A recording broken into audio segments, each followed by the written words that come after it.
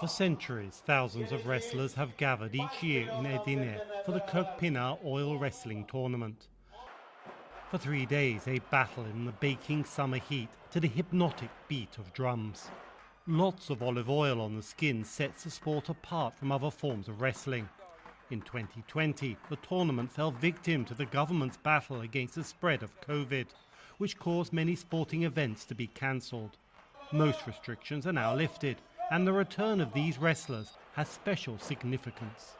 Kirkpinar wrestling is our ancestral sport. This is the 660th anniversary of the competition. It's only been interrupted once, last year, because of COVID. As you can see behind me, our wrestlers are very excited to return after a year. Traditions and ceremonies around the Kirkpinar tournament have changed little over the centuries. The champion has almost legendary status in Turkey. Wrestlers come from across the country to compete. Oil wrestling is more than a sport, it's a way of life for many, and the pandemic hit them hard. When it was announced that the Games could happen this year, it was such happy news for all of us. The pandemic pushed us way back both psychologically and financially. We do this sport professionally and we earn income from this. And many friends had to leave their teams, especially as some financially poor municipalities could no longer support the clubs and disbanded them.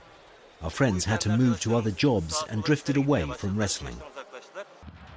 The wrestling tournament is broadcast live across the country, but many people from across the country travel to see it in person. This is the sport of our ancestors. It is a legacy since Ottomans. This love passed to us from our fathers. We want to claim this wrestling sport and show our support as much as we can.